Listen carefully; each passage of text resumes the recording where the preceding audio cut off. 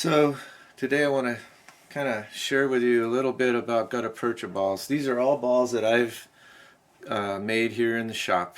Put a lot of effort into being as authentic as I can about things.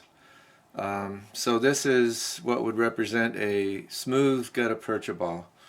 As you can see, it's just sort of formed out of the gutta percha into a sphere. There's a couple of seam lines here where things have been squashed together.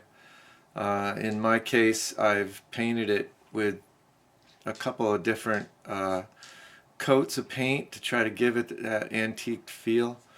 But you know, they started out like this, and when they started hitting them, they didn't have any aerodynamics to them at all. So they started pounding some shapes, some detail into the skin of the ball.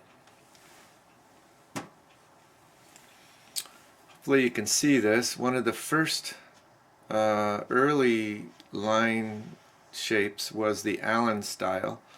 Allen Robertson was the great feathery ball maker, but you know, after a while he had to get into gutta percha. So he came up with this almost rifled looking score lines. They go pretty much from pole to pole. Impact, impact, impact, maybe 3 or 4 impacts of the hammer to make it all the way across, and then the poles, it all comes together. And again, just doing anything like this at all greatly improved the performance of the ball in the air. One of the other famous shops, of course, is the Forgan shop, and this ball is the Forgan style.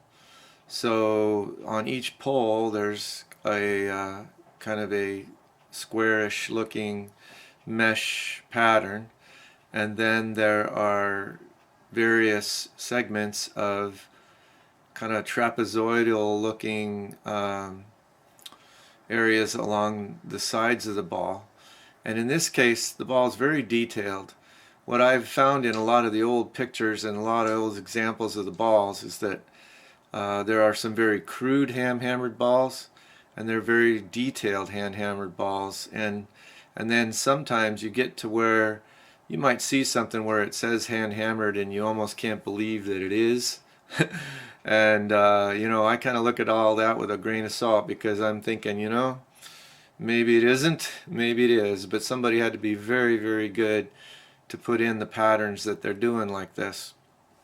Now, I put this pattern in with a chisel and a hammer so that I could take the chisel point and lay it in exactly where I wanted to, and then make the impact and create the fine line design.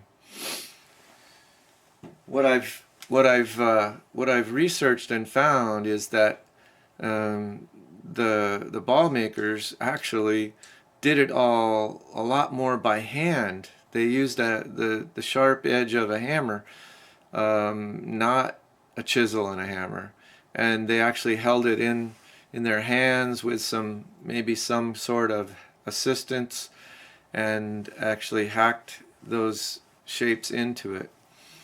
Now, if you can see the design pattern on this one, it may not, because it's still not finished painted, but it's of the Forgan style, but I did this all with the hammer and hand. So I'm going to try to show you that, and it goes a lot faster. They say the ball makers could make a ball in 3 to 4 minutes once they were good at it.